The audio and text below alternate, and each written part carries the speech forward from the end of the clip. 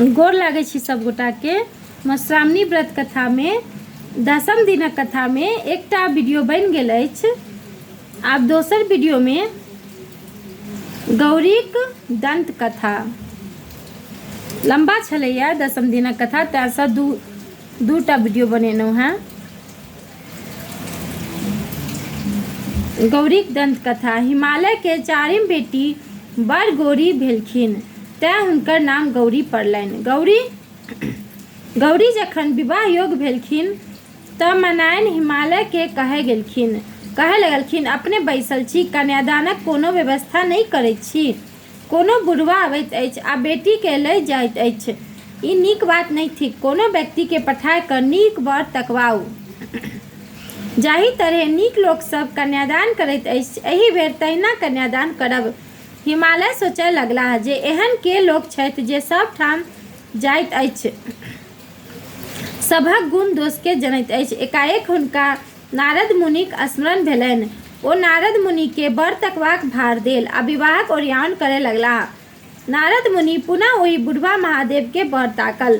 खूब साजी बर बरियाती आयल। दाई माय सब बर बरियाती देखय गेलीह। देखैत जे छथि जे बड़क आँखि के में काँची पीची लागल आ भरि देह साँप लटकल छनि।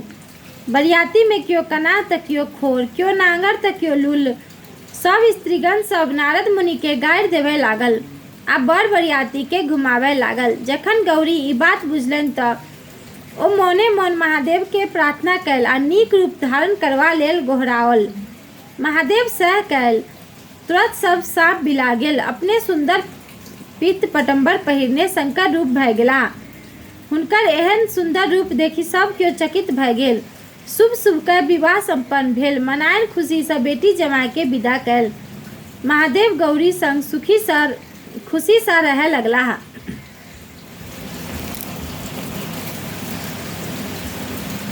विदाईक भार। बेटी जमाय के विदा कऽ मैना किछु दिनक बाद विदाईक भार पठाओल। दही, केरा, खाजा, लड्डू, चूड़ा, ठकुआ, मालपुआ इत्यादि। महादेव के एते वस्तु रखबाक ने जगहे छलनि आ ने घर में खैनिहार छलनि। खूब लोग सबके बजाय खुआओल आ कतबो बैनो तिहार बाँटल, किंतु वस्तु सब सधबे नहि करनि। भार सँ घर आंगन गन्हाय लगलनि। भारक वस्तु कोना सधत तकर उपाय सोचय लगलाह। एक गोटे कहलक जे यदि भरकनी छुलाही धुरहुर लग धरि ठाढ़ होयत तऽ भंडार सधि सकैत अछि। खोज पुछारी कऽ एकटा भरकनी छुलाही ताकल गेल, ओकरा धुरखुर सटाय ठाढ़ कयल गेल, तखन भारक वस्तु सब सधल। गौरीक ननैद।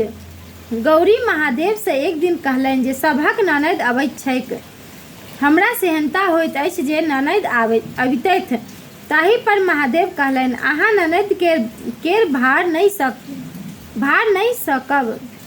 भार सहि सकब। तखन गौरी कहल, एतेक लोक कोना नंदीक भार सहैत अछि। एतेक लोक कोना नंदीक भार सहैत अछि, हम किएक नहि सहि सकब। महादेव तुरंत अपन बहिन असाबरी देवी के बजाओल।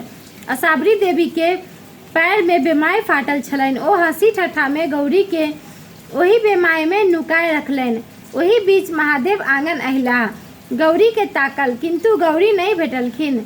गौरी बेमायक भीतर में कनैत छलीह। महादेव अपन बहिन असाबरी सँ पूछल, अहाँक भाउज कतय छथि? ओ कहलनि, हम नहि देखलियनि अछि। महादेव परम चिंतित भेलाह। असाबरी देवी अपन पैर जोर सँ झाड़ल। गौरी भट दऽ खसली। दुनू प्राणी भवा कऽ हंसय लगलाह। एक दिन महादेव बहुत रास माछ आनल। गौरी विन्यास सँ माछ बनौलनि।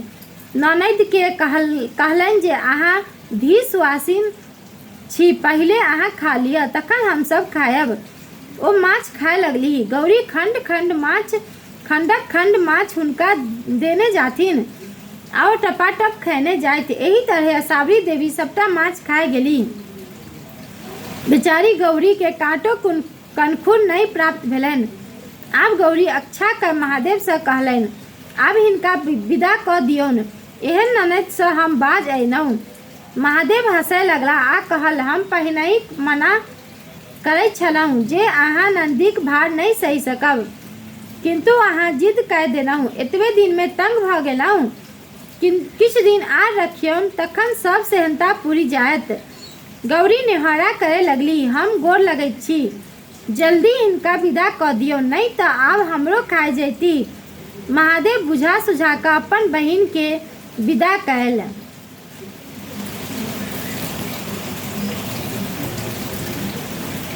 गौरी के भागिन।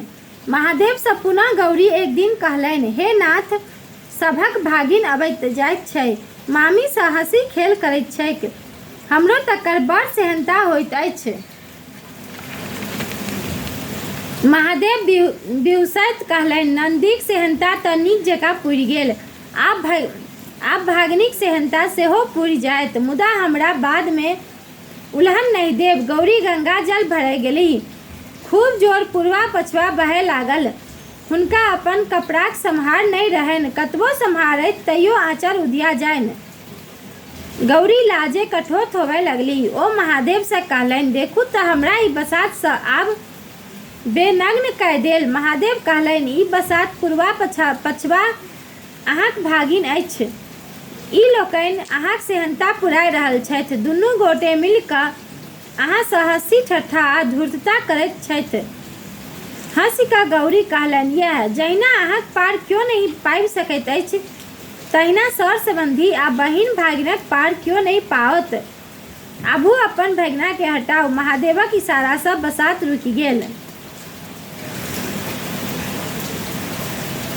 गौरी छिनारि।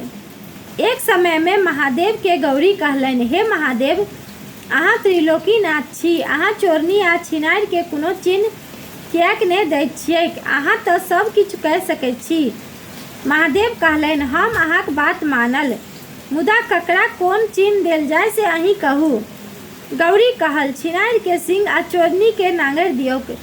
एक दिन गौरी सँ महादेव कहलनि जे आइ हमरा माछ खयबाक इच्छा होइत अछि, अहाँ माछ खुआउ। गौरी माछ लाबय गेली।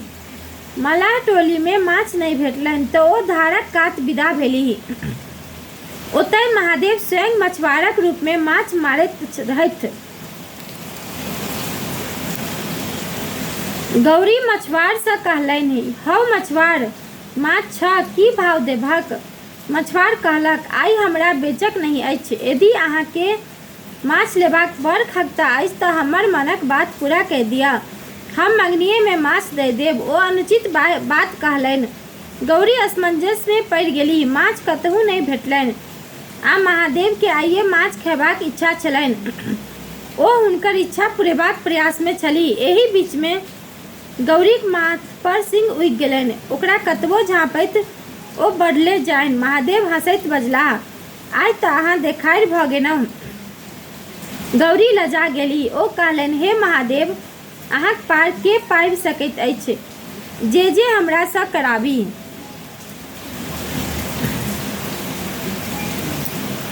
गौरी चोरनी।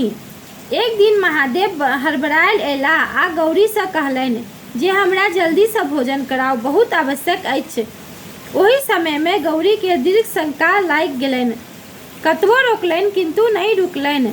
ओ शीघ्र ओहि शंका सँ निर्भीत भऽ ढाकन सँ झाँपि देलनि। महादेव झाँपल वस्तु के देखि कऽ गौरी सँ पूछल